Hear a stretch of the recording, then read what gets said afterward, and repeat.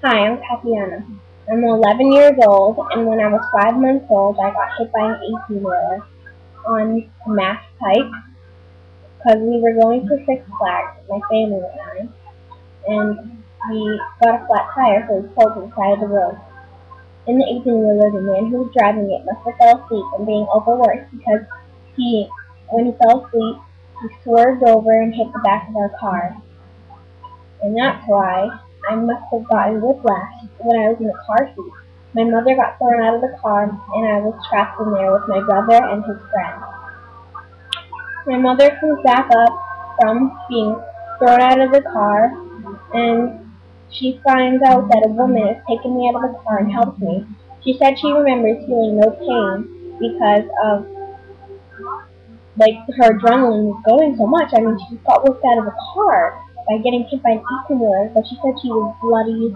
And then after, she had to go back to the hospital, go to die. We got checked and got x-rays and stuff like that. My brother Brandon is perfectly fine, except he might have had a couple of scratches and he had a couple of pieces of glasses.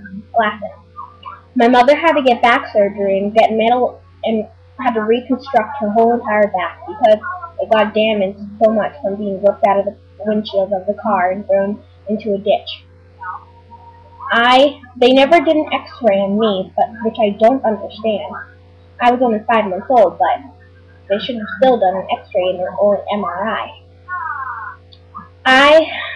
Whenever I was put down, I cried. Whenever I was picked up, I cried. But other than that, I was a pretty happy baby. Then, about maybe when I was 7 years old, my disease started, called RSD. It could be from the car accident, but they have not much evidence to prove that. They think that it was because every baby is born with a fatty phylum, even me. But they dissolve as you get older. So mine never dissolved. So whenever I have a growth spurt, they think that it pulls like a rubber band and triggers the RSD, reflex sympathetic dystrophy. So they think that that's when it sends the messages to my brain and then sends messages to my parts of my body because my nerves are all messed up. So when I was 7 years old, they didn't understand what it was. They had no clue. So they just kept putting casts on my legs and my arms and stuff like that. They thought that it was just like a broken bone, but it wasn't. So that actually made it worse because the blood, whenever it would go to the parts of my body, it would swell like a balloon, and it was very, very painful. But then I just started using crutches. Then we started going to the doctors more often. And then the doctors, they said that they think that, it's probably nothing. It'll probably just pass. So I go on with my life in school, and I sort of all the kids sort of watch me and stuff, but I tried to ignore them. I felt sort of like a freak because everybody watched me, and it was just hard to get around and stuff. So then I got into the wheelchair because both of my legs went paralyzed. I had to transfer to a school called Shoemaker. I went to a school named Sisson, but I transferred to Shoemaker because Sisson didn't have an elevator, but Shoemaker did. So when I went to Shoemaker, everybody was very welcoming because in preschool I went to that school. But other than that, it was pretty nice in Shoemaker because there were a lot of kids that had the same problem as me. Well, not the RSD part, but they had disabilities. So I didn't really feel like I was that different from other people. And also, after I got out of Shoemaker, well, I didn't really get out, but in 3rd grade, that's when I went back to Shoemaker. And in 3rd grade, the teachers were very nice to me. They understood. She was very nice. Her name was Mrs. Davis. Well, first her name was Mrs. Ray, but then she got married. So now it's Mrs. Davis. So then after I went to Shoemaker, still when I was in Shoemaker, then after 3rd grade, I had to, So in 3rd grade, I got maybe in the 3/4 of the year, I went to the hospital and they said that it was just in my head and I was faking it and everything. So then they put me in, I was in 4th grade by this time. So then they put me in a psychiatric place, like psycho. They thought I was faking everything.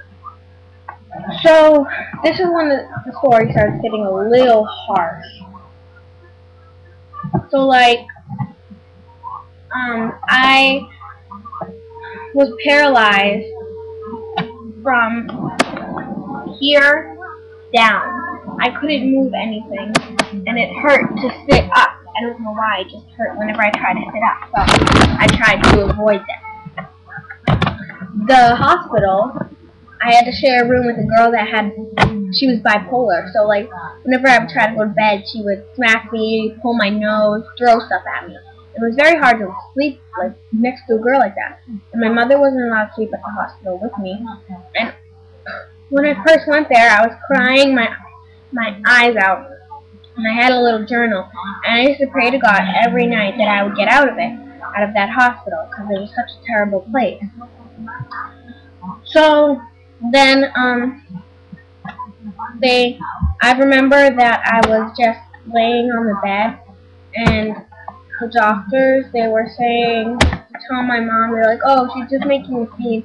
She's just telling you, she's just making a scene because you're here. You should go. You should go. My mom was crying too, and then I started swearing at my mom later on. And I started swearing at my mom because I'm like, why would you do this to me and everything like that. And then, oh, this is horrible. Have you ever heard of the medicine called Ativan? Not very nice. My mother said, because when she was in the hospital herself, they put her on that medicine.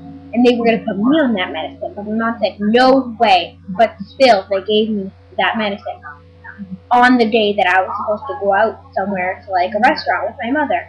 And she's like, do you want me to take you back up? Want me to take you back upstairs? Because I was in the wheelchair. And she's like, and I said, no. Just, let's go. And I was like all groggy like that. So then after that, we go, and I kept almost falling asleep when we were out, so I was getting really, really mad. And then when we got back, I stayed there for maybe 3 months. It was horrible. It was the worst 3 months of my whole life. Hope that never happens again. She promised me that she'd never do that to me again. She said she just didn't know, because it seemed like a good hospital. It's called Floating Hospital in Boston, Mass. Don't ever send anybody you know there. It's horrible. It's the worst hospital in the whole world. I want to close it down. But anyways, if this video runs out, don't worry. You can just click on chapter 2, the images. But anyways, when we got back upstairs, it was almost time that she had to go. And I said, before you go, I want to say some prayers with you. So we said the prayers, and then they said to like kicked her out. And they're like, you gotta go now. So I was still sad. I got my journal. I wrote what happened the whole day. It was very depressing. Very depressing. I just wanted to like run away. But I couldn't run. So I couldn't go. So there was this boy there. Well, there were a couple boys there. There was this 7-year-old there that killed his uncle by stabbing him. This little cuckoo. And I had to sleep in a hospital with that kid. But he was actually pretty nice. Really funny. And then there was this other kid that he had this like bear thing, and then he sent it in my room. And I'm like maybe 9 years old. And he sent it in my room saying, I love you.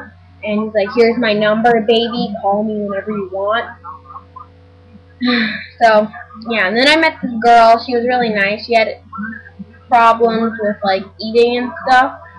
And this other girl said she was going to kill herself. So her mother put her in the hospital just to teach her a lesson. So she got to get out early. And then, after that, it's supposed to end, so I'm just telling you guys. So then after that,